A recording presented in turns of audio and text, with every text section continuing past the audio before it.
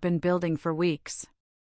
The young and the restless spoilers for Wednesday, July 1st, imply some interesting moments in the land of Genoa City. Jack Abbott, Peter Bergman, sets a trap for someone, while Sally Spectra, Courtney Hope, is blindsided. Plus, Kane Ashby, Billy Flynn, pleads with Lily Winters, Crystal Khalil. Learn more about what's going down during Wednesday's show, below. Key takeaways. Jack sets a dangerous trap for Patty. Sally is blindsided by Billy's mistake. Kane asks Lily for an unexpected favor. Diane's rescue mission takes another turn.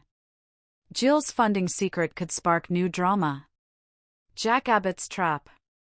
The young and the restless spoilers for Wednesday, July 1st, hint that Jack will set a trap for Patty Williams, Stacey Hayduke. Could this explain his MIA status during the Tuesday, June 30th episode? Kyle Abbott, Michael Mealer, and Tracy Abbott, Beth Maitland, were worried about Jack, as fans were too. They revealed neither had spoken to him. At least Jack has something up his sleeve, but what is he up to, and can he successfully get rid of Patty and bring Diane Abbott, Susan Walters, home? Kane Ashby's favor. Across town, Kane will ask Lily for a favor. Is this about getting Billy Abbott, Jason Thompson, a job at Chancellor Industries? As much as Billy and Kane fight, Kane does care for his pseudo-brother. Could he have an idea of running as Chancellor with Billy? Is that the favor he asks of Lily? That wouldn't be the best idea, even though it sounds like Kane does have good intentions. Sally Spectra blindsided. Lastly, the young and the restless spoilers for July 1st suggest that Sally will be shocked by Billy's sabotage. Billy is his own worst enemy, right? During the June 30th show, Billy let it slip that he knew his mom, Jill Abbott, Lauren Koslow, was funding Abbott Communications and that Sally told him. Yikes! Big faux pas on Billy's part, as Sally had asked him to keep that piece of information to himself. At the time of her funding Abbott Communications, which is now Spectra Charles Communications, Jill asked Sally to stay hush-hush about the investment. Will Jill lash out at Sally? Or even pull funding? Either way, here's hoping she's gentle on her soon-to-be daughter-in-law as the redhead is carrying her future grandchild. In my view, this episode proves that old wounds never truly heal. Jack's dangerous trap, Sally's shocking betrayal and Kane's desperate plea. The peaceful streets of Genoa City carried an eerie silence as the sun slowly rose over the familiar skyline. On the surface, everything appeared normal, but behind the polished windows of the city's most powerful families, dangerous plans were already in motion. Secrets were about to explode, loyalties would be tested beyond repair, and one devastating betrayal would change everything. Jack Abbott had spent the entire night reviewing every piece of information Diane had managed to recover. The mysterious disappearances, the anonymous messages, and Kane Ashby's increasingly suspicious behavior no longer looked like isolated incidents. To Jack, they were pieces of a much larger puzzle. Standing alone inside the Abbott mansion, Jack stared out the window with an expression that revealed both determination and concern. "I've waited long enough," he quietly whispered. "It's time to force the truth into the open." Unlike his previous investigations, Jack wasn't planning to confront anyone directly. Instead, he was preparing a dangerous trap, one carefully designed to expose the person manipulating nearly everyone in Genoa City. Jack secretly contacted Chancellor and asked him to arrange discreet surveillance around several locations connected to recent mysterious events. At the same time, he instructed Diane not to tell anyone about their latest discovery. If word gets out, Jack warned, whoever is behind this will disappear before we have proof. Diane hesitated. "What if we're wrong?" Jack slowly shook his head. "We're not." Meanwhile, across town, Sally Spectra found herself standing at one of the biggest crossroads of her life. Only hours earlier, she had received a phone call from someone she never expected to hear from. The mysterious caller made one shocking promise. "Help us bring Jack down, and everything you've ever wanted will finally be yours." At first Sally assumed it was some kind of joke. But then confidential information only a handful of people knew was revealed during the conversation. Suddenly, Sally realized whoever was calling had access to secrets powerful enough to destroy several families. She immediately ended the call. But the offer stayed in her mind. Later that morning, Billy Abbott noticed Sally seemed distracted. "You've barely said a word." "I'm just tired." Billy wasn't convinced. "You don't look tired. You look scared." Sally forced a smile. "I'm fine." But she wasn't. For the first time in months, Sally questioned whether honesty would cost her everything. Elsewhere, Kane Ashby faced problems far greater than anyone realized. His carefully constructed plans were beginning to collapse. One trusted ally had suddenly disappeared. Financial accounts were frozen. Several important documents had gone missing. Most alarming of all, someone else now knew the truth. Inside a private office, Kane slammed both hands against his desk. This wasn't supposed to happen. Moments later, his phone rang. The voice on the other end delivered devastating news. "Jack knows." The color instantly drained from Kane's face. "How much?" "We don't know. But he's setting something up." For nearly a full minute, Kane remained completely silent. Finally he spoke. "Then I have no choice." Across Genoa City, Victor Newman was already several steps ahead. His private security team had noticed unusual activity involving Abbott Communications and Chancellor Industries. Victor immediately suspected Jack wasn't acting alone. "There are too many moving pieces." Michael Baldwin nodded. "What are you planning?" Victor smiled. "Nothing."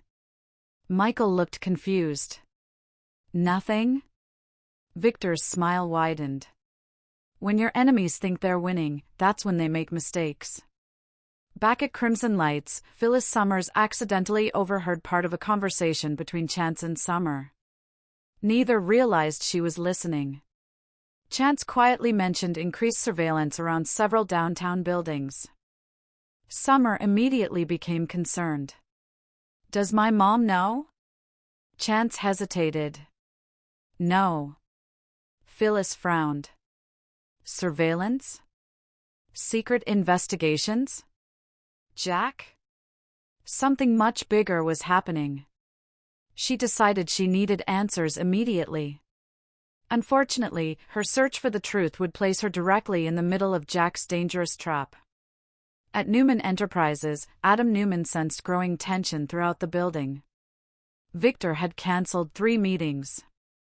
Nikki appeared unusually distracted. Victoria refused to discuss business. Even Nick admitted something felt different. Chelsea noticed Adam watching everyone. "What are you thinking?" Adam answered honestly. "Someone's preparing for war." Chelsea quietly asked, "Which side are we on?" Adam couldn't answer. Because he honestly didn't know. Late that afternoon, Jack secretly met with Diane inside the Abbott mansion. Spread across the dining room table were photographs, financial records, phone logs, and security reports. Diane studied every document. "It all connects." Jack nodded. "Exactly. But there's one missing piece." Before Diane could respond, the lights suddenly went out. Seconds later, a loud crash echoed through the mansion.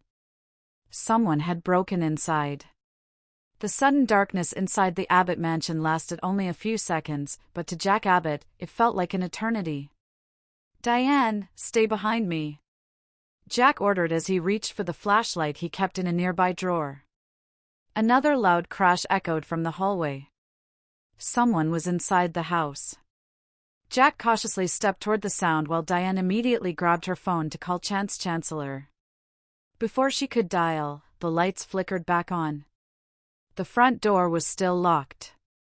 The windows appeared untouched. Yet one thing had changed. The folder containing Jack's most confidential evidence had vanished. Jack stared at the empty spot on the dining room table. No. His voice was barely a whisper. They were here. Diane's heart raced. They took the evidence. Jack slowly shook his head. No. They took what they wanted us to think was the evidence. Diane looked at him in confusion. What do you mean? Jack opened another drawer beneath the table and pulled out an identical black folder. The real evidence never left my hands. A determined smile crossed his face. The trap has officially begun. Across town, Sally Spector sat alone in her apartment, unable to ignore the anonymous messages flooding her phone. Each text became more threatening than the last. You know what you have to do. Jack must fail. Don't disappoint us. Sally deleted every message, but her hands continued to tremble. There had been a time when she would have taken any opportunity to get ahead. But she wasn't that person anymore. Or at least she wanted to believe she wasn't. A knock at the door interrupted her thoughts. Billy Abbott stood outside holding 2 cups of coffee. I figured you could use this. Sally smiled weakly and invited him inside. Billy immediately noticed the tension on her face. Something's wrong. It's nothing. Sally. I said it's nothing. Billy gently placed his coffee on the table. I know when you're hiding something. Sally looked away, afraid that one honest answer would destroy everything they had built together. Meanwhile, Kane Ashby arranged a secret meeting at an abandoned warehouse on the outskirts of Genoa City. Only one person had been invited. Victor Newman. Victor arrived precisely on time, escorted by 2 members of his security team.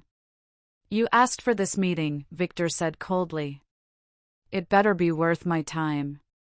Kane took a deep breath. I need your help. Victor laughed. Those aren't words I expected to hear from you. Kane remained serious. Jack is getting too close. Victor folded his arms. And why should I care?